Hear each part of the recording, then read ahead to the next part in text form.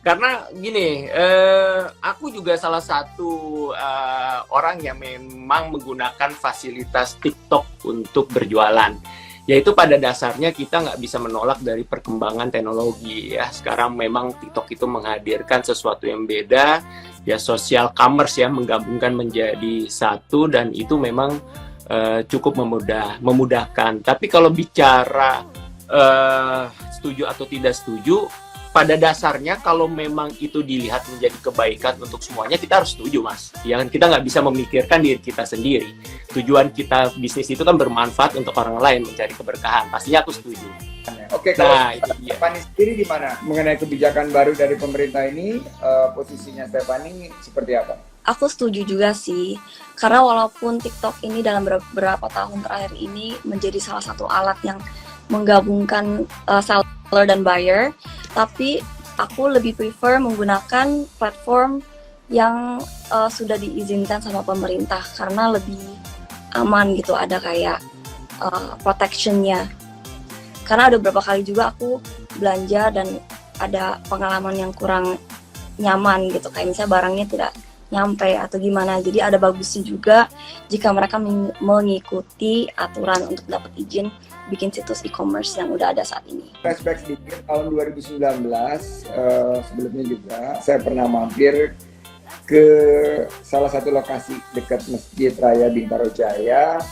Lokasi ini produksi brand yang didirikan Mas Dimas dan Mbak Dini. Bisa diceritain nggak sejak awal memutuskan untuk fokus bisnis dan ya setengah pensiun lah dari dunia entertainment ini, cikal bakalnya seperti apa? Setengah pensiun ya, berarti nggak pensiun sebenarnya nih. Enggak dong, kan masih ada. Nggak, ya, harus. Ya kalau cerita bisnis, Mas Andi, memang kan passion aku di dunia usaha ya. Jadi di saat memang di dunia entertainment juga sebetulnya cita-citanya pengen jadi seorang pengusaha gitu kan, seperti Mas Menteri. Ya, jadi memang pada saat itu, di saat merasa di dunia entertainment sudah dalam titik yang stabil gitu ya, pengen mencoba meraih cita-cita yang belum tercapai gitu ya. Di tahun 2011 mulailah merintis. Nah, tapi pada saat itu mulainya dari offline ya. Kita masuk ke pusatnya banget ya, ibaratnya perdagangan, pusat grosir terbesar di Asia Tenggara pada saat itu ya, itu di Brotherland ya. Tanah Abang ya. Jadi pada saat itu ya, kalau suka dukanya ya alhamdulillah banyak pembelajaran, jadi sukanya. Tapi kalau dukanya pada saat itu ya cukup diragukan, karena ini anak dari mana ya, kucuk-kucuk dateng, bukan pedagang keturunan, punya saudara, punya keluarga, di situ nggak ada sama sekali, cuma punya sahabat, ya memberanikan diri aja nekat gitu buat baju muslim, fashion muslim yang memang pada saat itu aku memang suka gitu ya, baju fashion muslim, dan pengen buat sesuatu yang lebih bisa dipakai sehari-hari kali ya gitu ya Mas ya.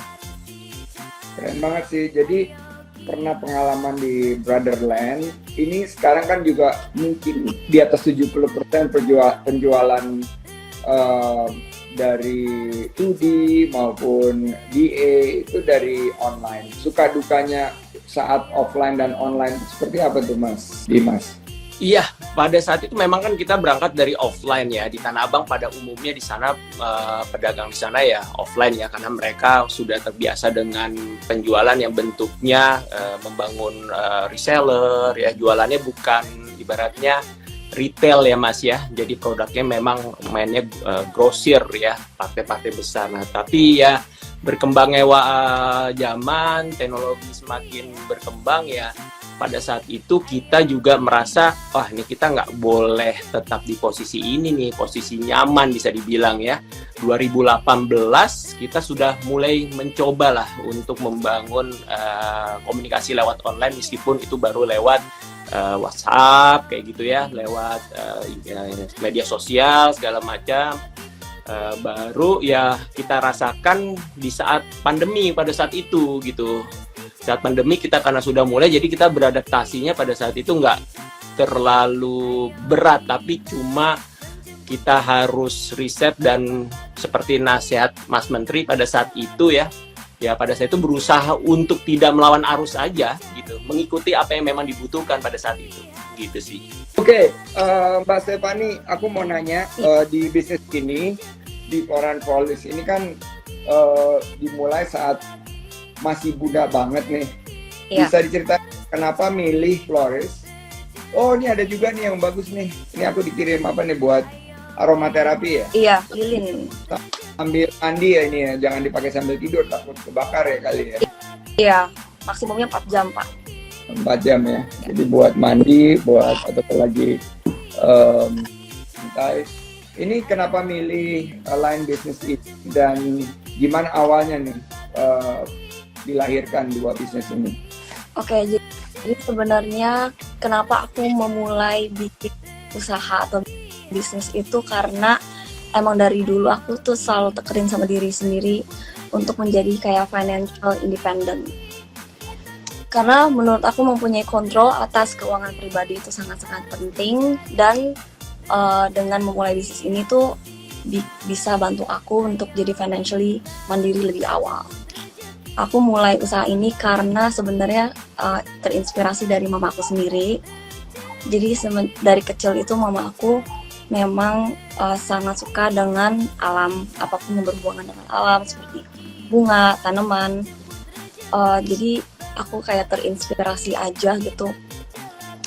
Jadi setelah COVID kemarin, setelah balik dari kuliah, aku decide untuk belajar dan kayak mulai aja.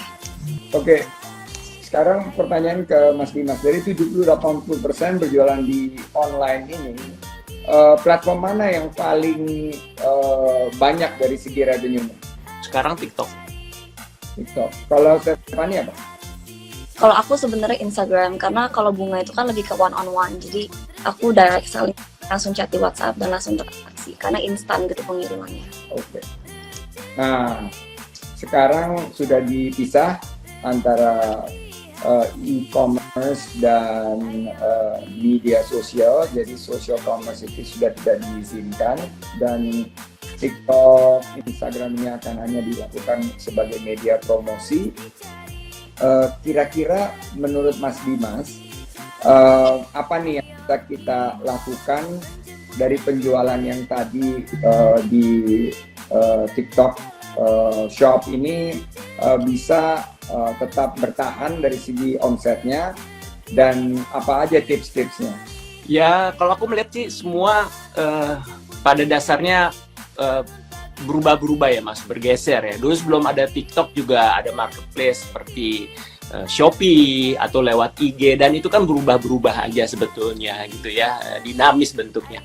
Tapi kalau aku sih lebih fokus dengan gimana aku bisa fokus dengan produk yang aku berikan gitu, yang aku tampilkan dari kualitas, gimana risetnya, gimana marketingnya kayak gitu ya. Karena kita nggak tahu, mungkin sekarang TikTok, besok TikTok, besok apa lagi kita nggak tahu ya Mas ya, dan kita kan nggak bisa juga menolak itu gitu ya.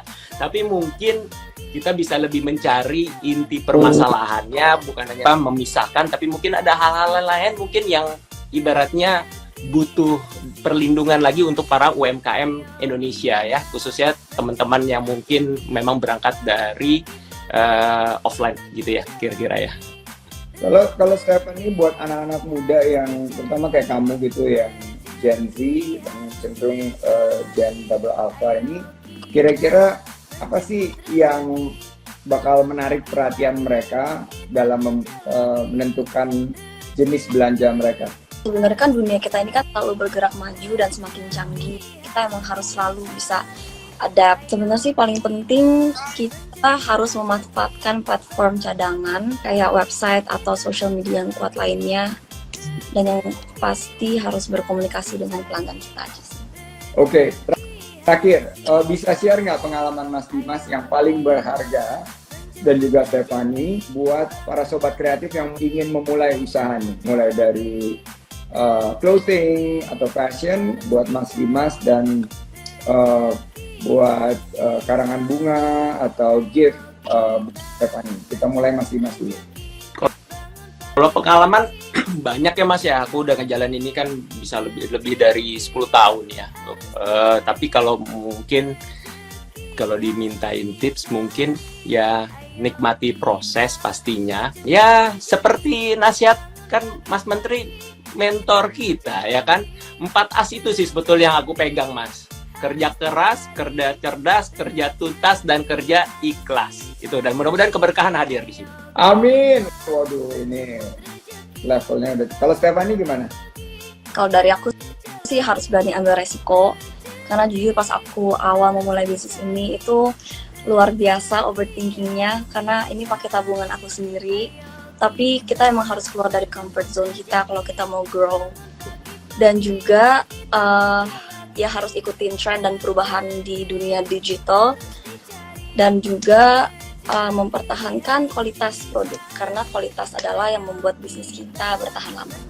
Take risk, adaptive, and Quality. with quality. Yes.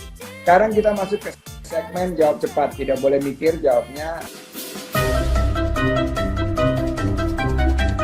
Sebutkan pertama Mas Dimas, 3 kota paling potensi untuk jualan. Jakarta, Bandung, Surabaya. Stephanie. Jakarta, Nusantara, Surabaya. Oh, IKN. Oke, kedua, 3 UMKM kuliner favorit Dimas. Kedai olah, dapur apa ya? Ya itulah, lupa namanya. Dan pastinya ini YouFit, Mas. YouFit apa nih? Kedai olah itu yang kita biasa makan itu ya. Dapur olah tuh yang donat, Mas, yang punyanya Vanilla Hijab. Iya, Donat itu itu. olah ya. Dapur olah. Gede Imah. Kedai. Ada Kedai Imah. Kalau Stephanie apa 3 favorit kuliner? Kalau aku, Kopi Kenangan, Holy Cow, dan Nur Corner. Yeay! Lupa, padahal tadi pagi habis makan di situ ya. Berikutnya, 3 UMKM hero untuk Dimas. Siapa? DA, Mas, udahlah. Itu punya istri Dina Minarti. Karena support system terbesar itu adalah istri. Oke, 1 aja ya, nggak berani 3 ya, Nggak cukup 1 ya. Berani, Mas, orangnya ada di sini soalnya. Saya pikir Gue tadi nonton film itu, Air Mata di Ujung Sajadah sama Fedi. Terus aku bilang, ini Fedi gila, film-filmnya ini selalu ada di antara 2 wanita gitu, dia apa doanya ya? Aku bisa. cuma di film masalahnya, Mas. Setiap kali aku nonton sama Mbak Nur tuh selalu disikut gitu, kamu mau ya? Kamu mau kayak gitu? Oke, Stephanie, bukan 3 tokoh UMKM yang jadi inspirasi Stephanie. Oke, buat aku yang pertama, sebenarnya aku lupa namanya siapa, tapi yang punya ABC sambal, lihat di luar negeri. Yang kedua itu adalah Bu Yuliana, ownernya Jakarta Candle. Dia itu udah ekspor candle dia ke Australia, dan itu one of my dream.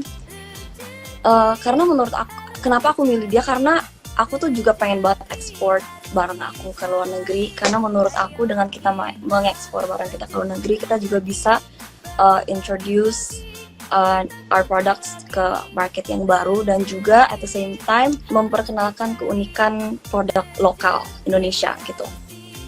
Dan yang terakhir pastinya pemiliknya Nur Corner.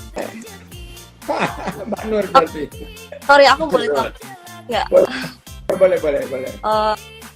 Ngomong-ngomongin tadi ekspor itu, jadi kan nanti kalau nggak salah akhir bulan ini bakal ada exhibition di ICE namanya Trade Export. Ya. Menurut aku itu opportunity-nya sangat bagus untuk bisnis-bisnis yang mau mencoba untuk ekspor produk mereka ke luar negeri. Siap. Jangka. Ditunggu partisipasinya di ICE itu Trade selalu jadi expo buat kita. ABC ini menarik karena tadi disebut ABC ya. Keluarga ini juga yang mulai kecap ABC, terus baterai ABC, terus beberapa produk-produk yang household gitu loh, tapi memang keluarga ini sangat low profile ya, dan banyak tinggal di luar negeri, jadi aku tahu dan sempat ketemu pemilik brand itu, sangat inspiratif. Oke, final word pesan penutup dari Mas Dimas dan Stephanie sebelum kita akhiri sesi ini. Oke, pesan penutupnya mungkin ya jalankan bisnis dimulai dengan luruskan niat aja dulu lah. Dan pastinya dengan mencari kebaikan dan keberkahan, mudah-mudahan jalan yang kita jalani di bisnis itu mudah-mudahan jalan yang baik dan keberkahan datang dan bisnis kita semakin berkembang. Ya, bermanfaat pastinya untuk orang banyak. Amin. Aku nyontoin ini sebetulnya, Mas. Kalau dibilang tadi ada satu orang yang menginspirasi aku juga, Bu Nur Hayati, Bu, Mas, Paragon Corp. Wadah super inspiratif dan dilanjutkan sama anaknya sekarang luar biasa. Oke, pesan penutup Stephanie. Oke, pesan aku untuk UMKM di Indonesia itu kalau mau sukses itu harus berani, sabar, dan disiplin. Dan kita juga harus tetap menjaga konsistensi dari produk kita dan layanan dan customers biar jadi langganan. Karena langganan yang keep on coming back itu lebih berharga dibanding customers baru. Dan itu adalah foundation survival and growth for any business. Great, wow, what a powerful quote.